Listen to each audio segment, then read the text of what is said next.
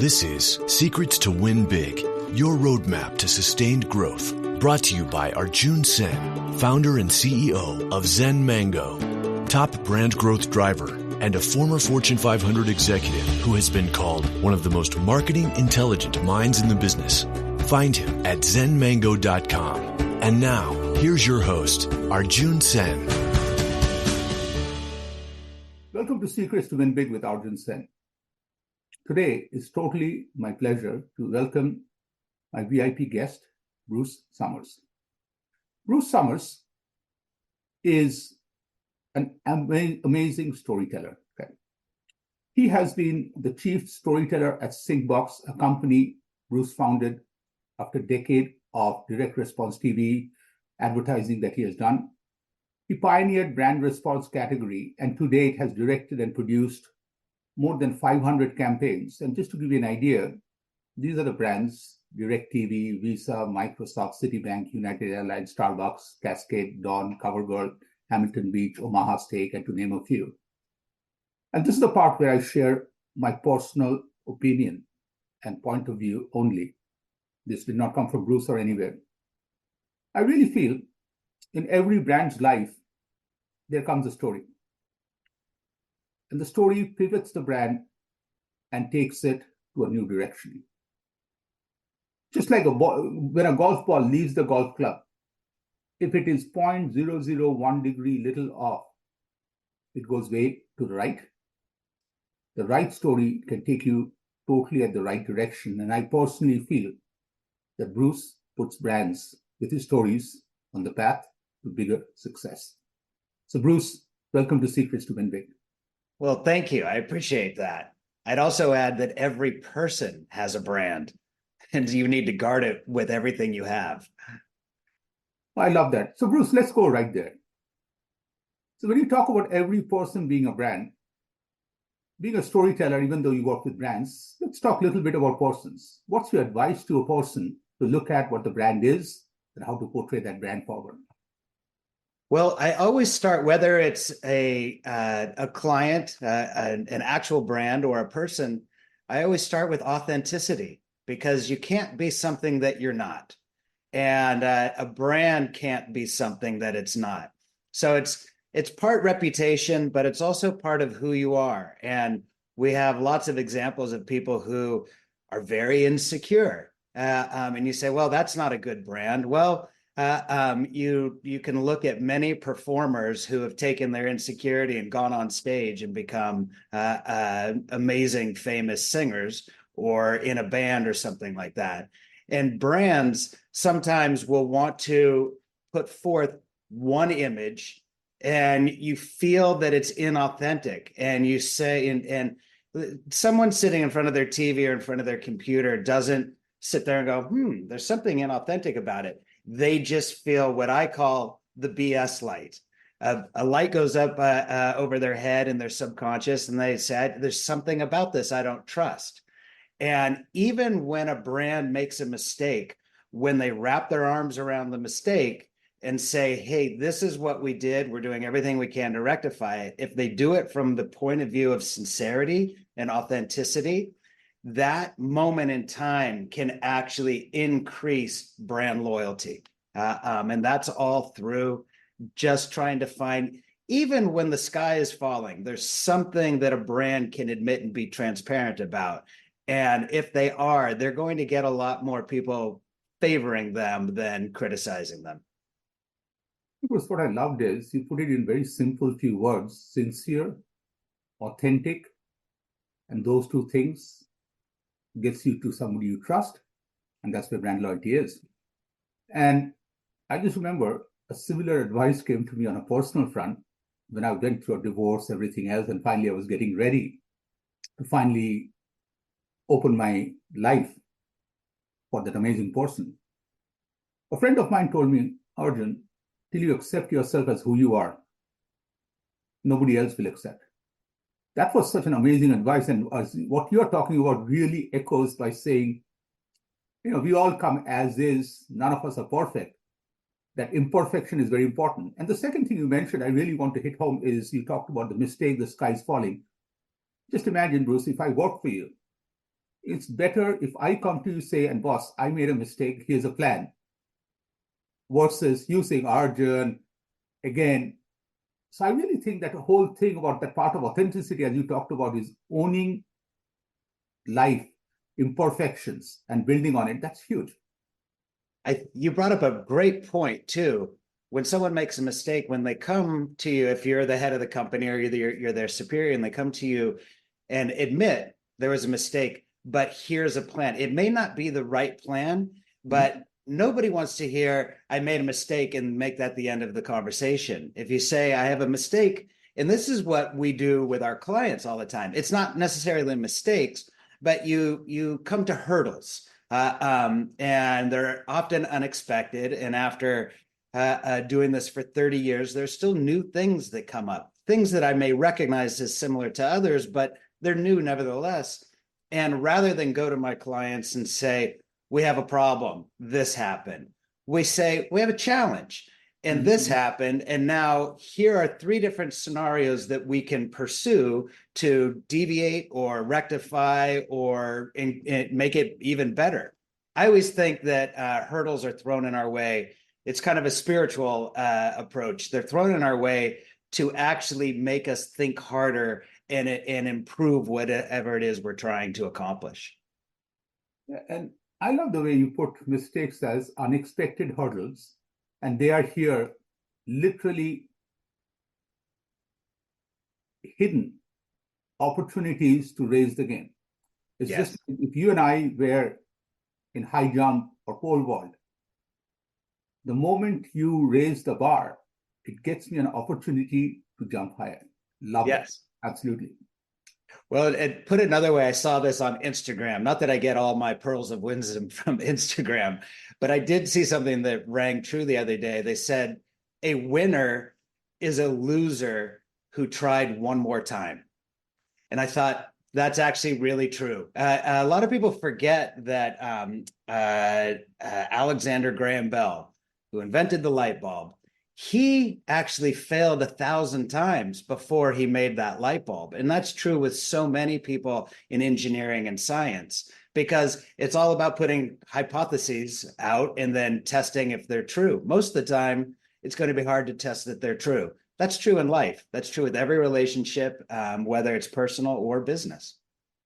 Yeah, and I think there are so many stories on, the light bulb is an amazing example.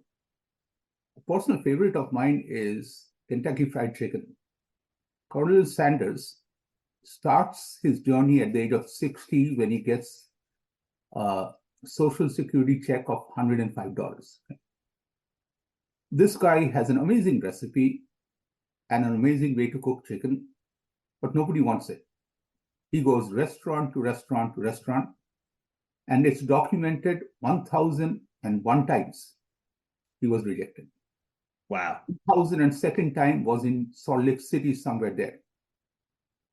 And this is the thing I have learned with amazing salespeople. They look at your last no has nothing to do with the next one.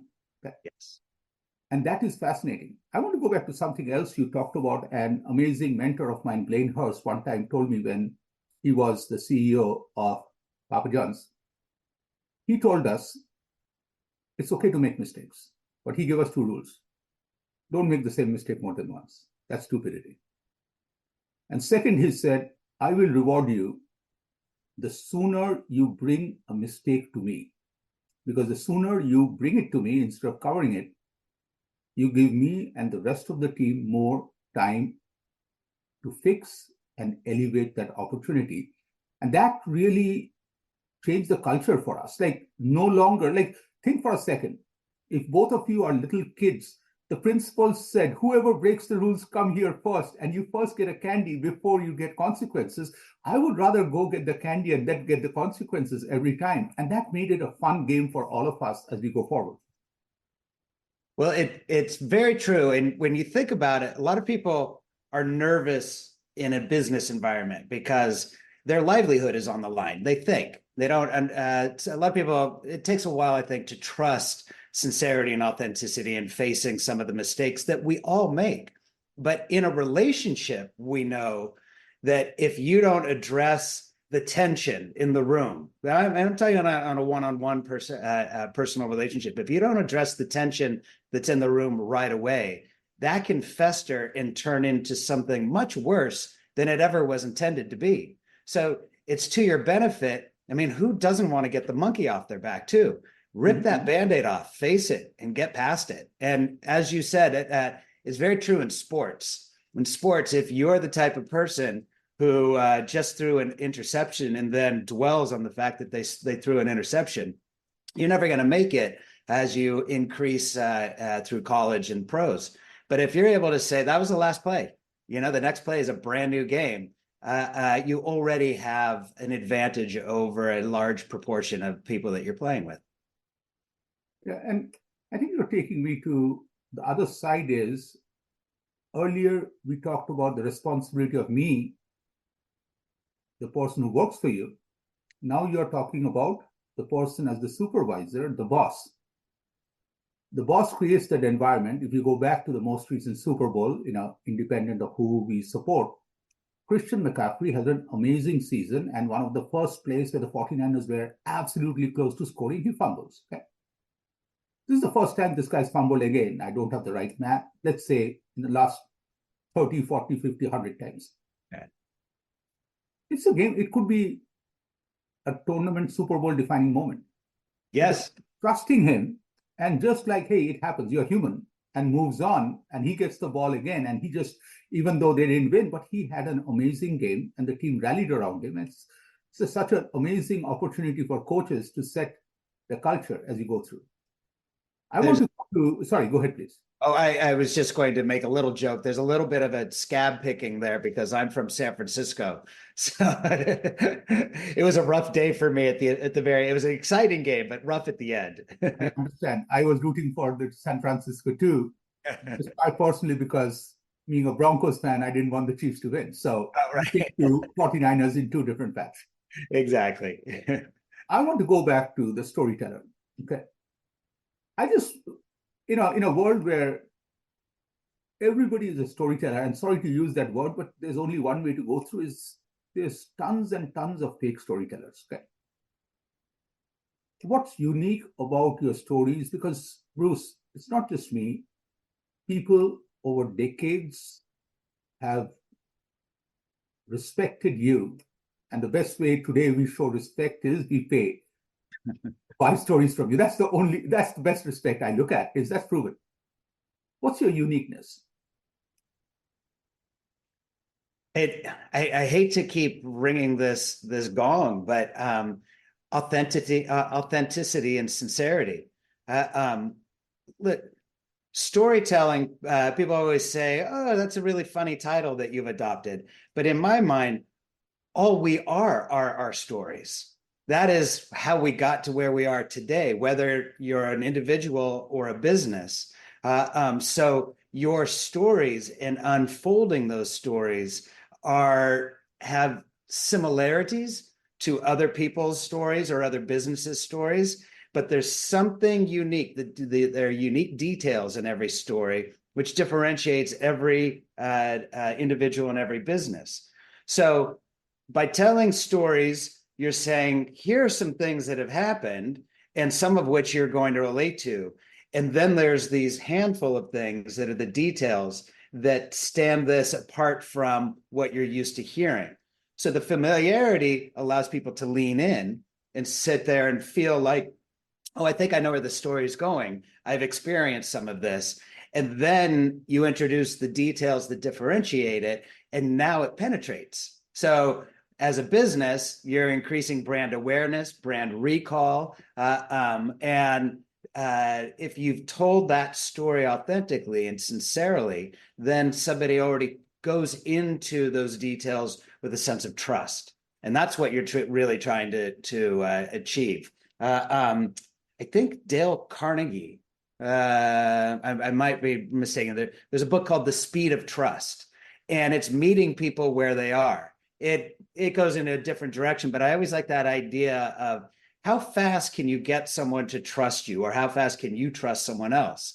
And the more authentic and sincere you are, including, adding a little self-deprecation, which sometimes is just admitting some of your weaknesses, really allows people to get to know you and get to trust you. And that's true with businesses as well. I want to start where you started. This part of the conversation was we are our stories. Okay, that's such a beautiful thing to look at, is that connects to authenticity, because sometimes the authenticity word has so many syllables. I just struggle with words more than 1 or 2 syllables. But I really think that was a great definition of authenticity the moment you said we are our stories. And I also love the way you brought these concepts together. It's the unique details, but the unfolding of that's the fun part. Now, in this process, I want to push you on the other side. Let's say Arjun right now is a brand. I'm making a storytelling about myself. How do I keep the balance of being authentic, but at the same time not go too far where I'm beating my own drums, like me, Arjun, look at me, Arjun. Like, come on, Arjun, shut up. Like, how do you keep that balance of relating the story instead of going too far? Well, there's a great book by Robert Greene called The 48 Laws of Power. And one of the laws is never appear perfect. Because the reality is perfection doesn't exist. However, that shouldn't be defeatist, because the pursuit of perfection, every major religion has that Messiah icon that is the perfect one. But even in that, when you look at our different messiahs or leaders, there's always some misstep in there. And growing up in an Irish Catholic family, everyone always looks at Jesus and says, yeah, but he turned over tables in the church. And, so he wasn't perfect. And the reality is he wasn't, because he was man. And we're all men and women trying to navigate this world. And so when you're talking about yourself, I think peppering in a little self-deprecating humor, admission, and letting people know, I'm telling you this, but I'm also trying to be as grounded as possible, so that that I'm not high on my horse. I'm just trying to share with you some of my successes. And don't worry, I'm going to share some of my failures as well. And I love the way you brought the concept of the Messiah or super God or God. I was working with this absolute incredible quarterback of all times. In fact, I was meeting him for the first time, where I met him the day after he had a first round loss. And that year they were supposed to win the Super Bowl. I meet him and he's so calm. He's worried about Arjun, what beverage to serve me. And after like 5 minutes, I called a timeout. He's like, what are you calling timeout? I'm like, no, I need a timeout. He said, about what? I said, I just have to ask you, how the heck are you so calm about this whole thing? He said, oh, Arjun, when I was a kid, apparently his first coach told him this, that anytime there's an interception, it happens because of 3 reasons. One, my receiver did not run the route. Too bad. The other guy made the play of a lifetime worse. Why did you have to do it now? But if it was not A on B, his dad took him to church. His dad had asked him to look very closely at Jesus, he's Catholic, and said, just look closely at Jesus and see if Jesus looks like you or you look like Jesus. He said, first time I went, I said, Dad, I don't. Dad said, see, you can make mistakes. He can't. And he said, Arjun, after the loss, my wife and myself at 10:30, we went to church. We had it open for us. I went closely and looked, and I was so relieved.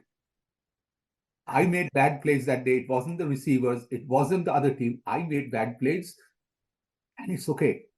I had a great night's sleep. And I really think that whole pursuit, as you talked about, of perfection, but not looking at yourself as the absolute, becomes huge. And as I'm sitting here in my office, I have this amazing poster of Michael Jordan, and that there's this amazing ad, Nike ad, where he talks about 9,000 times I failed.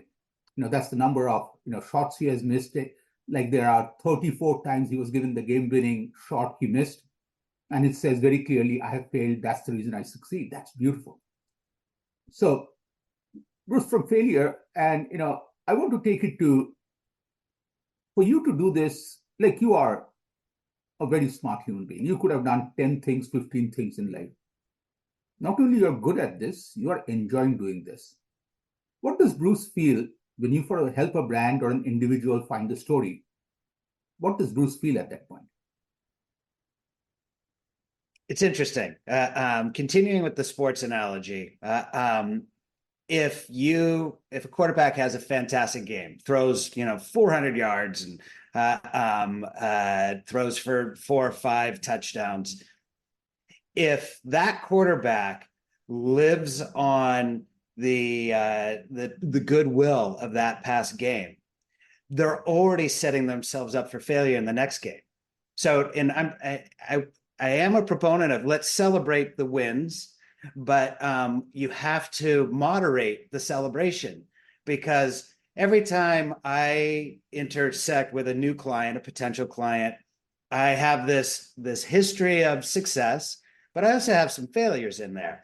And I know every new client presents an opportunity for me to do my best, but I need to go back to being that guy who pitched the first time, who did his first commercial, because I was so aware, all my senses were firing, and I was so aware that if I don't thoroughly think through every single thing, every shot, the wardrobe, the set design, every word and what it means, if I don't approach every campaign with that kind of meticulous attention to detail, then I'm setting myself up for failure again.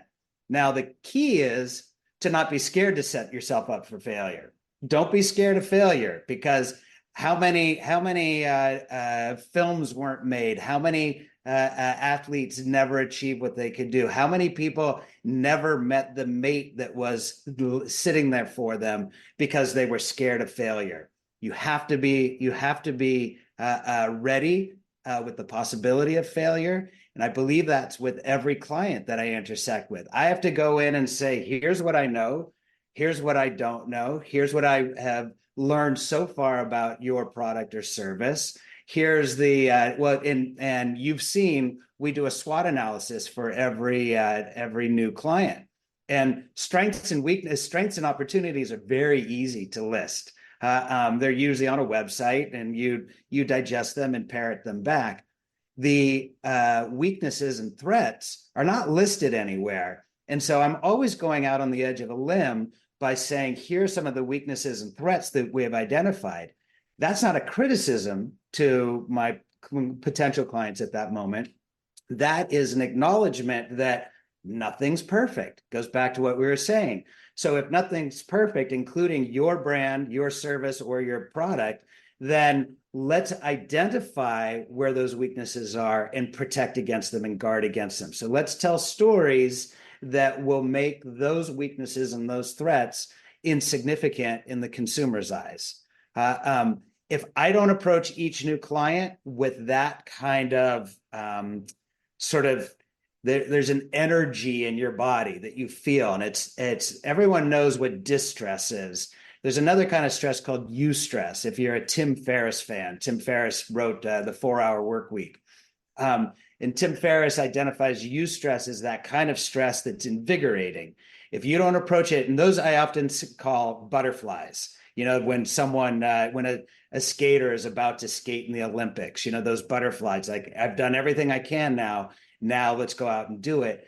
I have to approach every client that way, like it's the first time I've ever had a client, granted on a foundation of a lot of experience. And, as you're talking about this, the thing that resonates is the saying that we have all heard: every time you don't try, every question you don't ask, the answer is a no or failure. And on a lighter note, on a golf course, one of my amazing buddies always tells me that 100% of putts that don't get to the hole never go in. So you really have to get there. You have to make the effort to get there. as you're building. And, I started my career at Pizza Hut, and there was an ad and a commercial we had talked about, it was a cheesy, pun intended, pizza where the cheese and the toppings went all the way to the edge. We called it the edge. But I felt that ad had incredibly deep life meanings where we talked about, have you been to the edge?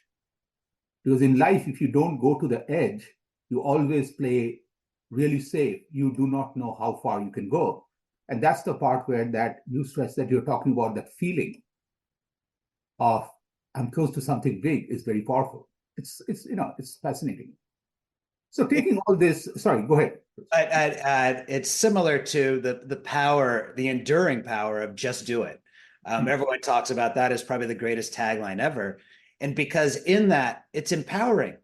Just do it. Just try. What's the worst thing that's going to happen? You're going to fail, but it's not a failure. It's a lesson. You're going to grow one way or another. You're either going to achieve it or you're going to fail. And that failure is part of the growth pattern and you're going to overcome it. Just do it. It's still to this day the most amazing thing to say to anyone, let alone assign to a famous brand. Love it. Bruce, taking all these things before we walk away from storytelling to other areas, what are some common mistakes people make? Of course, you and I never make mistakes. We know that. But what are things that other people, other storytellers can make? The idea of settling. The worst thing, for anyone who's ever been in a relationship, let alone married, and you ask your spouse or your significant other, how are you doing? Fine. Nobody wants to hear fine. And nobody wants to do fine. If my clients, if I ask them, what do you think of this concept, this story, or any aspect of it, any of the elements that we create, and they say, it's fine. That's probably the worst thing that you can say to me. I'd rather you say, I don't like it, because I can react. I can push against that. Fine is just walking through sand. So settling for an actor or an actress that's just fine, for wardrobe that's just fine, for cameras that are just fine.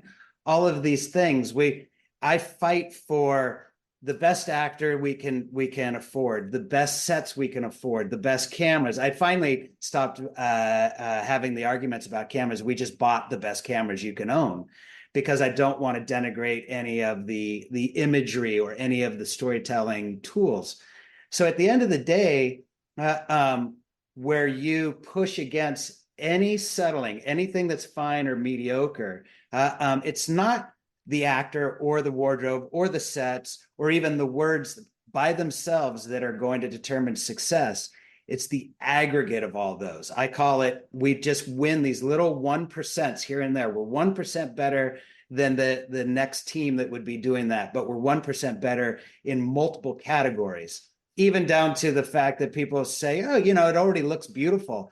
I say, yes, but there's this company that's been making things look even more beautiful for many decades called Technicolor. Let's run our color through there. They've seen more images than I have, and they know how to make them more beautiful than I can. So let's take our footage and make it that much prettier. Is that 1%? Maybe it's 2%, but it's by itself not going to determine success, but it with all the other 1% that you strive for, I think is the differentiator between what we do and what some of our competitors who are not as successful do.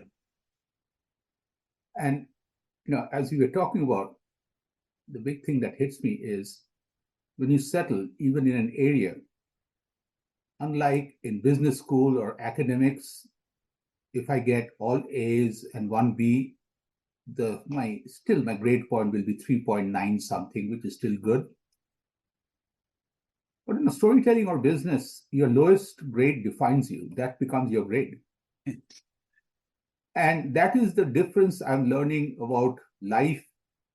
I think in my relationship with my wife, Chitra, out of 365 days for this year, 366 days, for 365 days, I'm nice. And one day I'm a jerk. That jerk behavior will stay with her. and that will define, and that will hurt her, which I don't want. So I really think that is huge as we go through. I want to take this and take you to a very different area.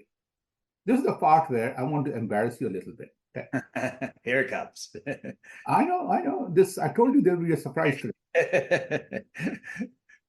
And I asked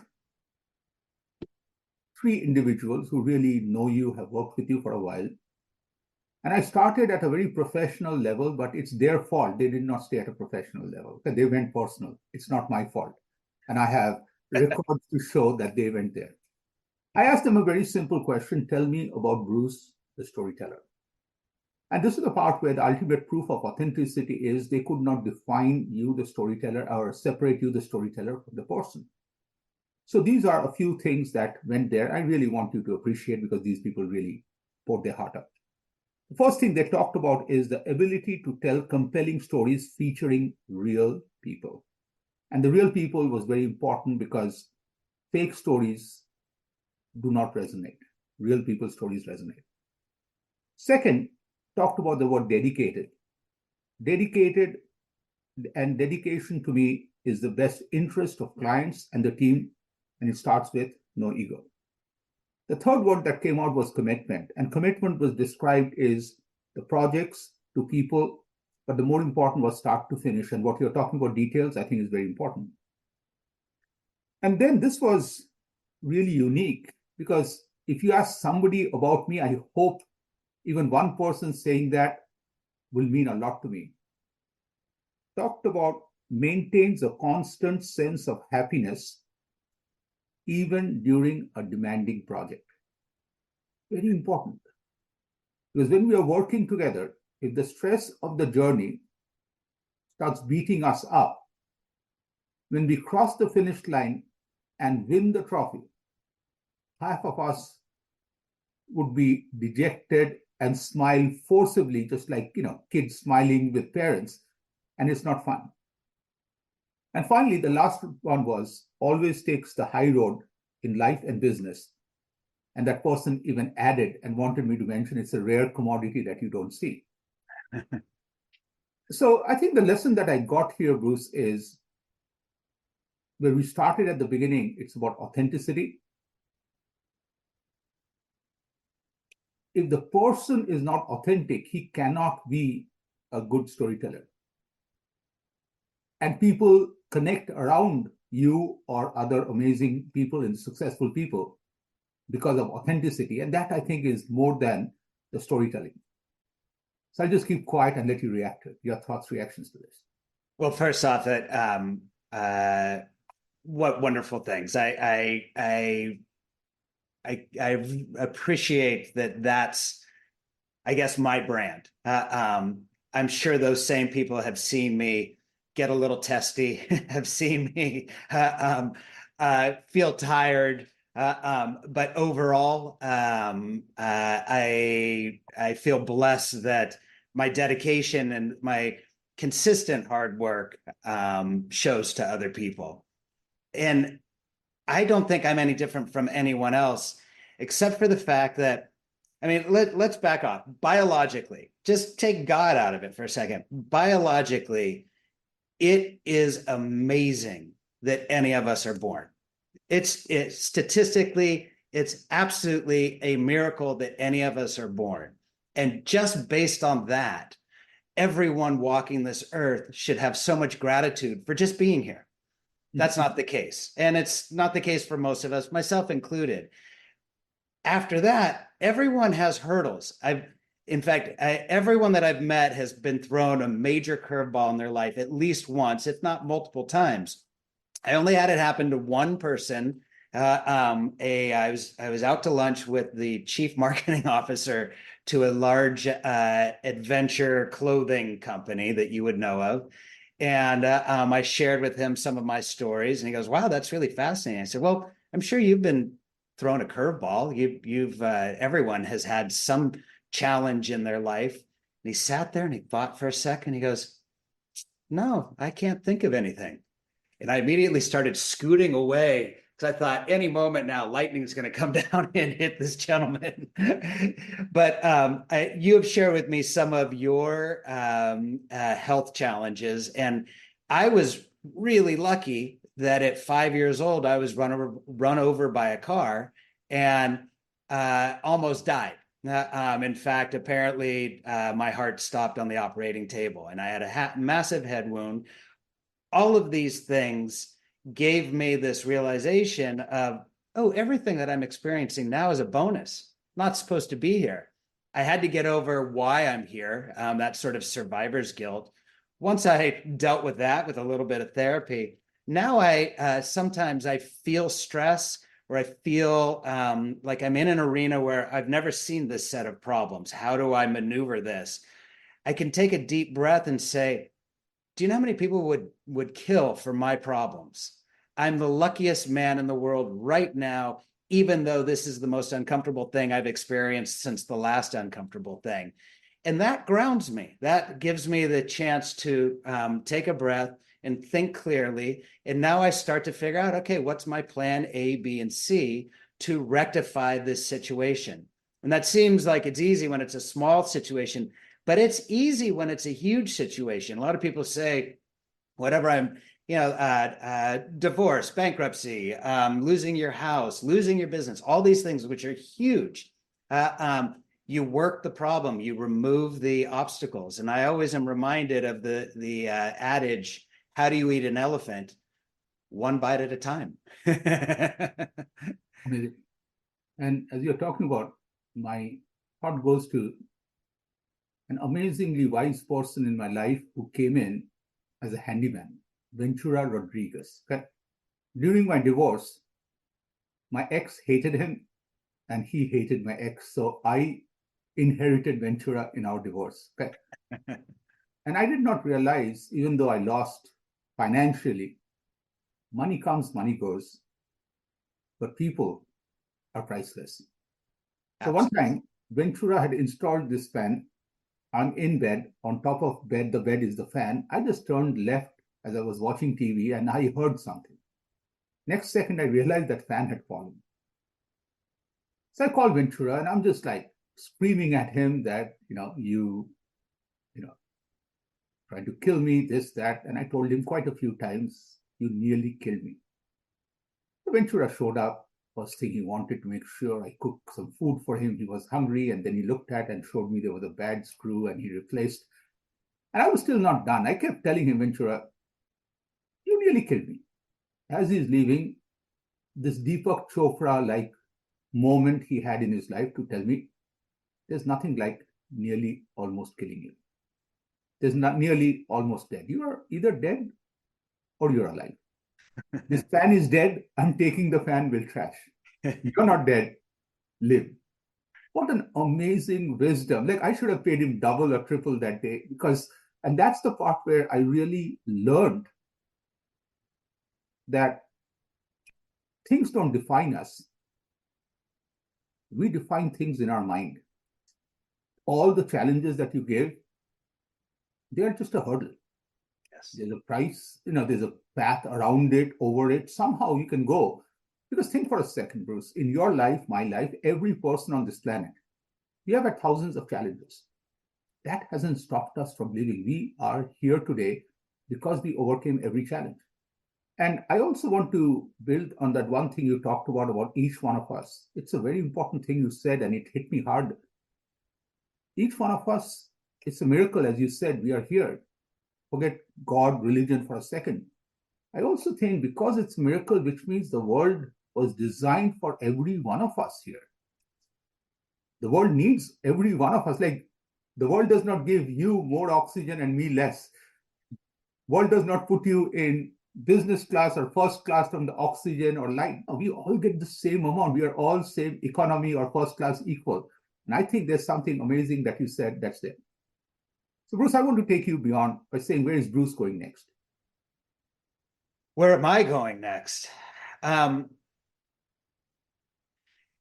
tell you, I about maybe 5 years ago, maybe a little bit longer, I had this idea, because we all have relationships that with people, and some people are givers and takers, but we all have those people in our life who are just takers.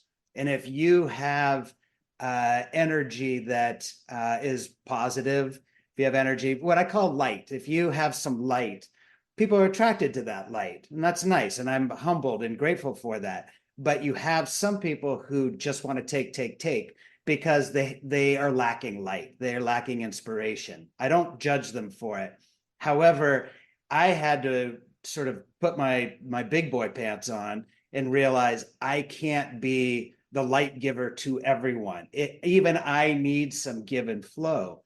So I applied that to some people who were friends, but I realized they were taking too much. So I actually made the very uncomfortable decision to excise them from my friendship community. I didn't say anything bad about them. I ceased nurturing the friendship. And I felt like this lift. Literally, I felt like I was retaining more energy. So then I thought, I wonder if this works with clients. Because the 80-20 rule, you want 20% of your clients to create 80% of your business. And I had this sector of clients who were just soaking me, taking all my energy, because I will give. As somebody said, I'm dedicated, and sometimes dedicated to a fault. So I started actually trying to manifest positive, what I call, and this is very California, touchy-feely, high vibrational clients who are reactive, who are smart, who challenge me, but also have a trust with me, so that we have this wonderful symbiotic relationship. I know that I still work for them, but I am happy to serve them because we now all have a clear goal and there's trust there, so that I don't have to hold their hand on things that should be sort of the point of entry of trust. So what's happened now is I work just as hard as ever, but I actually have more bandwidth in my head. I have more time for my family because I'm not preoccupied about, gosh, does a client trust me? Do they understand? I know that that's where we are. I just have to work hard for them, but I don't have to work hard 24/7 because that would be unhealthy. So where does the future go? The future is continuing this balance with my clients because I love what I do. I really enjoy. I don't know that I'll ever retire. Somebody will just say you're too old and you're done. But I love what I do, but I also understand how important it is, for instance, to go to yoga, to plan a couple weeks in the Alps to go for a hike if I can afford that. That's the closest I've ever felt to the face of nature. So it's really just always striving for balance. Love that.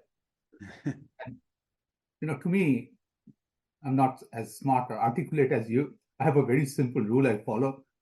I don't work with jerks. I'm sorry. I have this jerk alert that is there because you have a choice. Like, think, Bruce, the wealth that you and I both have, we both have 24 hours in a day. Yes. We both have and secondly, we have a choice. Every second you choose what you want to do. And that's the blessing, fortune. We are both fortunate that we can do that. So I felt that's the part. Why not exert the choice? Because sometimes we don't. And then we talk about life is going the wrong direction. No, let's use the choice. So I'm going to take this to a totally different direction. So at the end of this conversation, you open your email and you get this invite that you have to plan an event for 3 Bruces. Bruce, 18-year-old, Bruce today, and Bruce, 100-year-old. So where will that meeting happen? And what would each one of them say, 18-year-old you and the 100-year-old Bruce, in that meeting or event? Well, I just mentioned it. And my mother used to always say, if you want to see the face of God, go out in nature. And a couple of years ago, I actually did a hike in the Alps. I walked around Mount Blanc, and I learned it's supposed to be 14 days. I did it in 7 because that's what I could negotiate away from my wife. It was simultaneously the most difficult thing I've ever done and the most spiritually uplifting. And the reason I bring that up is because I would want to go to a mountaintop and have this meeting with the three Bruces, so that, because the mountaintop, now we're in God's country. We're, literally you are closer. If you believe in heaven, you're closer to heaven even. So all of those spirits, all of our ancestors, hopefully are shining down on us. And the 18-year-old is the one who I'd want to engage the most with, because the 18-year-old, frankly, is an idiot. And I was no different. The only reason I have any pearls of wisdom, and I'm still learning, but the only reason I do is because I have faced failure so many times. I continually face failure. And sometimes I always overcome it, but sometimes I avoid actual failure, and other times failure hits me smack in the face. And if I could tell my 18-year-old that this is life, there's that graph of success, and everyone thinks that it's a straight line. But the reality is, and you know this, and everyone listening to this knows this, that the path to success is a very jagged line. The more an 18-year-old can embrace that and understand that every setback is in a time of intense learning, and that's going to propel them, that's an invaluable lesson. And it took me a long time to learn that. I remember one time I had a huge change coming in life, and it was very stressful. And I was talking to someone who happened to be Buddhist, and they said, well, you know what we say? And I said, what? And they said, congratulations, because you're on the verge of great growth. And I learned that probably in my early 30s, and have really embraced that idea. I think maybe I knew it instinctively before, but not consciously. But it came to the forefront of my consciousness after that.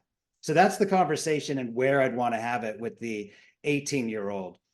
The middle Bruce is who I am now. Was that the question? Yes. And the 100-year-old, what would he say? Okay.